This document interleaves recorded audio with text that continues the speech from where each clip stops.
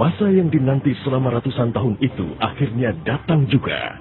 17 Agustus 1945, Indonesia menyatakan dirinya merdeka sebagai sebuah negara yang berdaulat.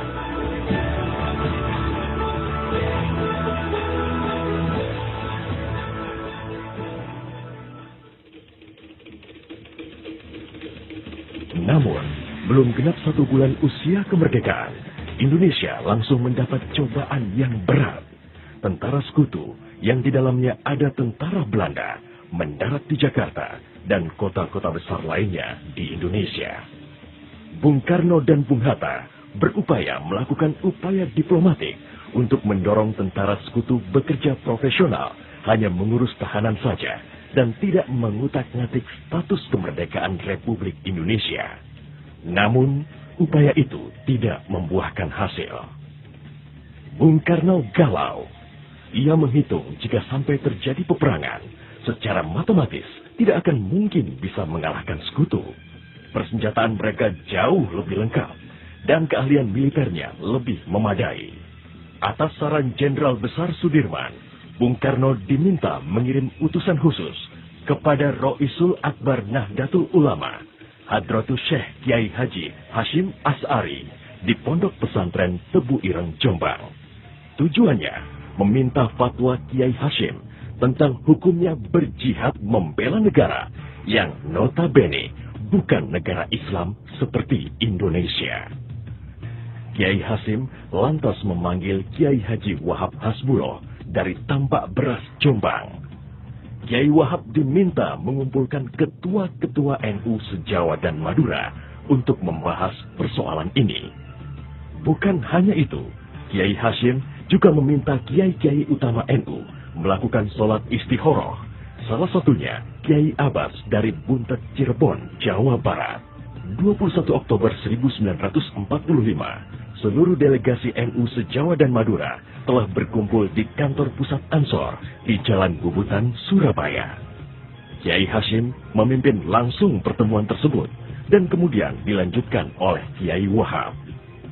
Setelah melalui diskusi yang cukup panjang dan mendengarkan hasil istikharah para kiai utama NU, esok siangnya, tanggal 22 Oktober 1945, pertemuan menghasilkan 3 rumusan penting yang kemudian dikenal dengan istilah Resolusi Jihad NU.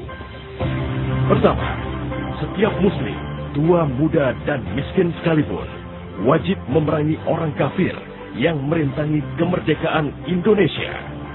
Kedua, pejuang yang mati dalam membela kemerdekaan Indonesia layak dianggap syuhada. Ketiga, warga yang memihak kepada Belanda dianggap memecah belah persatuan dan oleh karena itu harus dihukum mati. Dokumen resolusi jihad ditulis dalam huruf Arab Jawa atau pegon, ditandatangani Kiai Haji Hashim Asy'ari, disebarluaskan ke jaringan pesantren, tak terkecuali kepada komandan-komandan Laskar Hizbullah dan Sabilillah di seluruh penjuru Jawa dan Madura. Dokumen resolusi jihad juga dimuat di sejumlah media massa pergerakan masa itu. Hanya berselang 3 hari pasca resolusi jihad dicetuskan, 6.000 tentara sekutu mendarat di pelabuhan Tanjung Perak, Surabaya dengan persenjataan lengkap. Mendengar kedatangan pasukan penjajah, ribuan santri dan kiai dari penjuru Jawa Timur bergerak menuju Surabaya. Situasi pun terus memanas dan cenderung tak terkendali. Resolusi Jihad NU telah memompa semangat perlawanan rakyat dan memicu terjadinya pertempuran hebat selama 3 hari di Surabaya, tanggal 27, 28, dan 29 Oktober 1945. Tentara Inggris kewalahan menghadapi perlawanan rakyat Jawa Timur. Mereka lantas mendatangkan Bung Karno ke Surabaya untuk diajak berunding melakukan gencatan senjata. Pagi hari tanggal 30 Oktober, gencatan senjata ditandatangani pemerintah Indonesia dan Inggris. Namun, sore harinya, terjadi insiden di Jembatan Merah yang menewaskan orang nomor 1 tentara Inggris di Surabaya, Jenderal Malabi. Gencatan senjata pun langsung berakhir. Pengganti Malabi, Jenderal Robert Munser, mengultimatum Laskar Pejuang dan tentara Indonesia agar menyerahkan senjata kepada Inggris paling lambat 10 November 1945. Jika tidak, Inggris mengancam akan membumi hanguskan Surabaya. Mendengar ancaman itu, para komandan Laskar Hizbullah, Sabilillah, Mujahidin, TKR, dan para santri marah besar. Seorang pemuda bernama Sutomo, atau yang dikenal dengan Bung Tomo, sowan kepada Kiai Hashim. Ia meminta izin kepada Kiai Hashim untuk menyiarkan dan menyebarluaskan resolusi jihad melalui radio. Bismillahirrahmanirrahim. Merdeka! Saudara-saudara penduduk kota Surabaya. Kita semuanya telah mengetahui bahwa hari ini tentara Inggris telah menyebarkan pamflet-pamflet yang memberikan suatu ancaman kepada kita semua. Kita diwajibkan untuk dalam waktu yang mereka tentukan menyerahkan senjata-senjata yang telah kita rebut dari tangannya tentara Jepang. Tetapi inilah jawaban kita. Selama banteng-banteng Indonesia masih mempunyai darah merah yang dapat membuat setarik air putih, merah dan putih, maka selama itu tidak akan kita mau menyerah kepada siapapun juga. Allahu Akbar, Allahu Akbar, Allahu Akbar. Merdeka!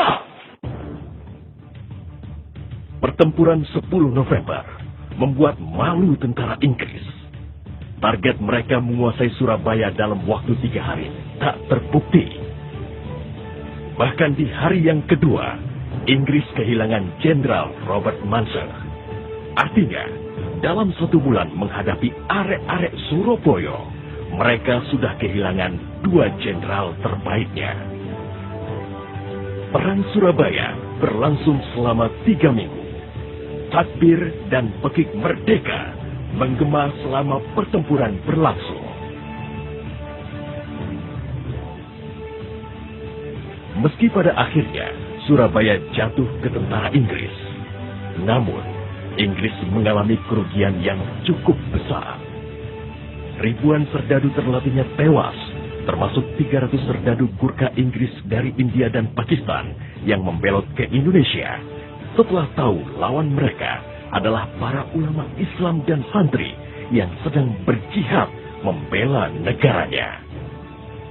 Korban di pihak Indonesia sendiri, 60.000 tentara, laskar, para santri, sukarelawan, dan rakyat Surabaya gugur sebagai syuhada. Tanpa resolusi jihad NU, tidak akan ada peristiwa heroik 10 November 1945.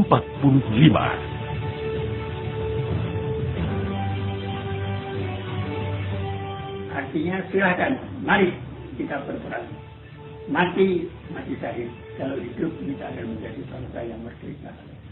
Tekad itulah yang ditanamkan oleh resolusi kita.